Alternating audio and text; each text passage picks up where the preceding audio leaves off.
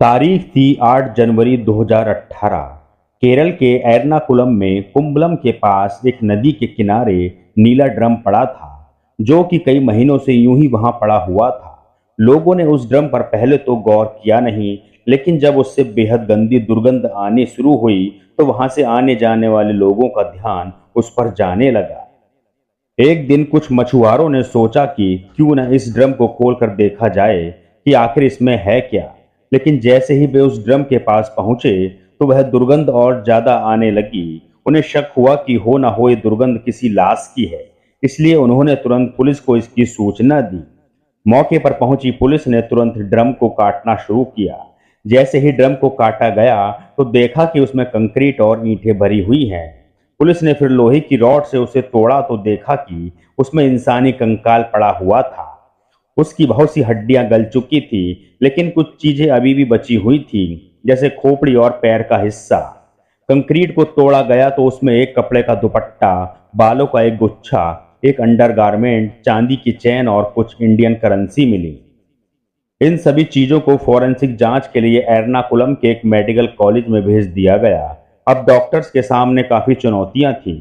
उन्हें सबसे पहले ये पता करना था ये कंकाल किसी मर्द का है या औरत का, मरने वाले की उम्र क्या थी और उसकी मौत का कारण क्या था। इसमें सबसे पहले हड्डियों को रीअरेंज किया गया ताकि उसकी हाइट पता लगाई जा सके। जबड़ों की हड्डियों को रिकंस्ट्रक्ट किया गया ताकि मरने वाले की उम्र और जेंडर पता किया जा सके। वैसे जो बालों के गुच्छे मिले थे उनसे लग रहा था कि लाश किसी औरत की थी, लेकिन आजकल लड़के भी लंबे बाल रखते हैं, इसलिए बालों से पता लगाना थोड़ा मुश्किल था कि ये लाश लड़के की है या लड़की की। जांच में पता चलता है कि मरने वाले की हाइट एवरेज थी। फिर जैसे जैसे जांच आगे बढ़ी तो यह साफ हो गया कि लाश किसी लड़की की थी, जिसकी उम्र 20 से 25 साल के बीच थी। 3 दिन यानी 8 जनवरी से 11 जनवरी 2018 तक पोस्टमार्टम की प्रक्रिया चलती रही। हड्डियों से जितनी भी जानकारी मिली थी लगभग मिल चुकी थी। अब बारी थी बाकी चीजों की जांच करने की। पुलिस भी जांच में जुटी हुई थी। तभी उन्हें शक हुआ कि ये हो न हो हत्या नवंबर 2016 से पहले की गई होगी, क्योंकि मरने वाले के पास जो ये भारतीय करेंसी मिली थी उनमें 3 500 के पुराने नोट थे।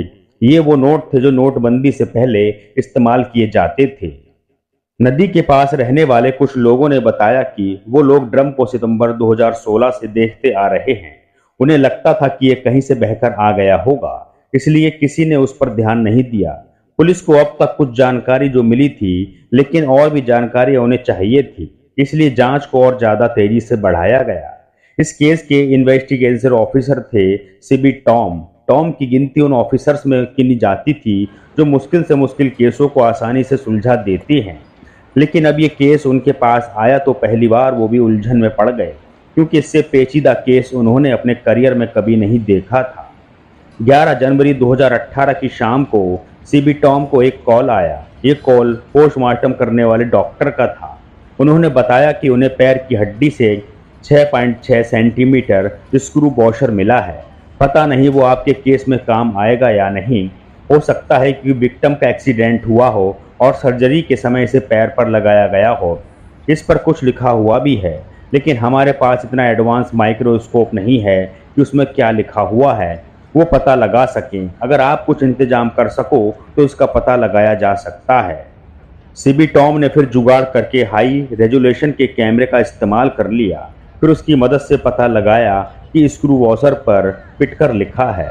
इसी के साथ इस प्रोडक्ट का बैच नंबर भी लिखा था। पिटकर पुणे बेड एक कंपनी है जो कि सर्जरी का सामान बनाती है। अब इस कंपनी और उससे क्लाइंट्स के बारे में पता लगाना शुरू किया।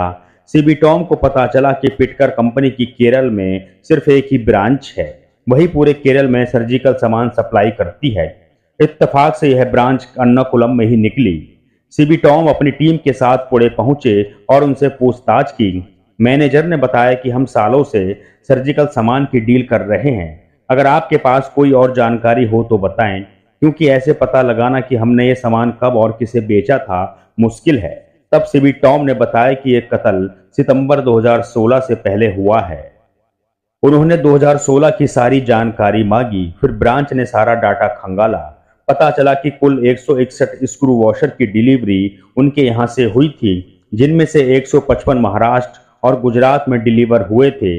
बाकी की 6 एर्नाकुलम के आसपास के इलाकों में डिलीवर हुए थे।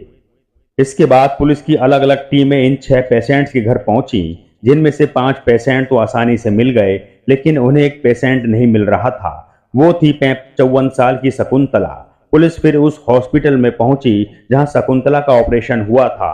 वहां का सारा डाटा खंगाला गया, लेकिन शकुंतला के नाम के अलावा उन्हें वहां कुछ भी जानकारी नहीं मिली। लेकिन विजिटर्स की लिस्ट में पुलिस को एक नाम कई बार दिखा, जो कि उनसे मिलने आती रहती थी। वो थी अस्वती दामोदरम। उनका एड्रेस भी वहां लिखा हुआ था। पुलिस फिर उसके घर पहुंची। वहां उन्होंने अस्वती से शकुंतला के बारे में पूछा। अस्वती ने बताया कि शकुंतला मेरी मां थी, मेरी उनसे अब भी बात नहीं होती। सितंबर 2016 से वो लापता हैं। पुलिस ने पूछा कि अगर वो लापता हैं तो आपने रिपोर्ट क्यों नहीं लिखवाई। अस्वती ने कहा कि हमारी आपस में नहीं बनती थी, वो मुझसे बात करें या ना करें मुझे फर्क नहीं पड़ता, मेरा उनसे कोई मतलब नहीं है। पुलिस ये सब सुनकर दंग रह गई। पुलिस को इसके साथ उस पर भी शक हुआ, इसलिए उन्होंने उसका चिट्ठा खंगालना शुरू किया। पूछताछ के दौरान एक कहानी सामने आई। पता चला कि अस्वती एक लड़के से प्यार करती थी।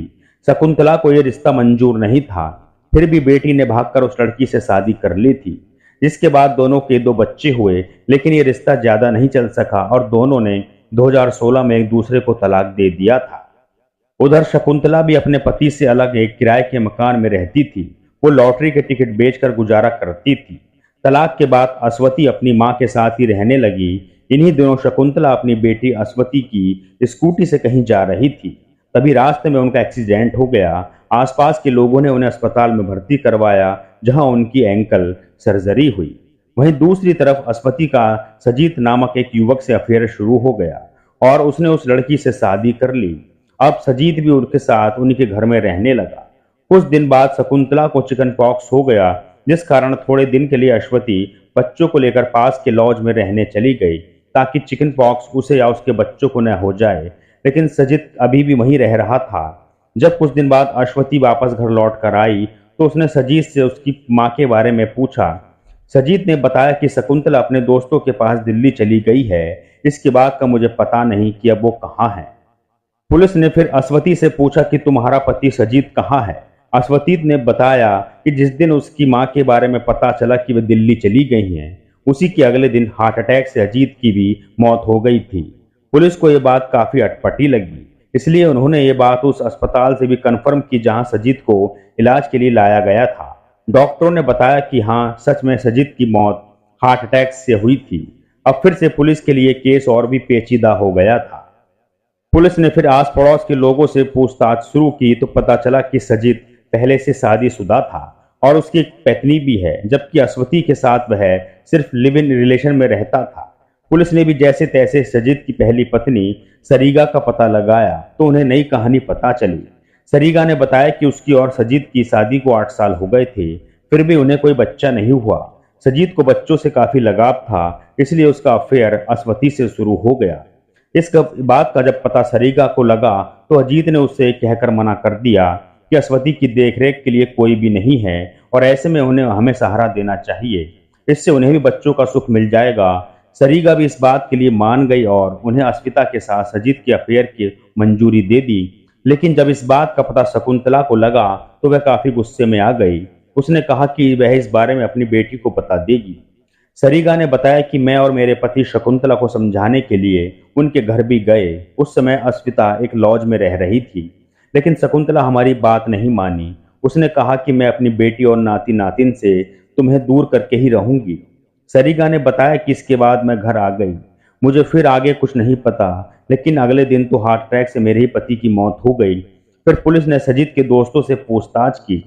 एक दोस्त ने बताया कि सजीत उससे एक नीले रंग का ड्रम मंगवाया था पानी की स्टोरेज के लिए। वहीं 3 दोस्तों ने भी बताया कि उन्होंने सजीत को किसी नीले ड्रम में कुछ डालते हुए देखा था। इसी से पुलिस ने पूरे केस को सॉल्व किया। पुलिस के सामने अब पूरा केस खुल चुका था। पुलिस अधिकारी सीबी टॉम के मुताबिक सजीत को डर था जब शकुंतला अस्वती को उसकी सच्चाई बताएगी तो वह उसे छोड़ देगी और अपने बच्चों से भी नहीं मिलने देगी। इसलिए सजीत ने ही शकुंतला का मर्डर कर दिया। लेकिन उसे मर्डर का इतना अफसोस हुआ कि उसने खुद ही केमिकल निगल कर आत्महत्या करने की भी कोशिश की। जैसे ही उसने केमिकल निगला उसे हार्ट अटैक आ गया और इससे उसकी भी मौत हो गई। तो रियल मर्डर की कहानी है केरल के एर्नाकुलम शकुंतला देवी की। अगर आपको आज की क्राइम की स्टोरी अच्छी लगी है तो कमेंट्स बॉक्स में जरूर बताएं, और अगर आपने हमारा चैनल अभी तक सब्सक्राइब नहीं किया है तो चैनल को सब्सक्राइब करें।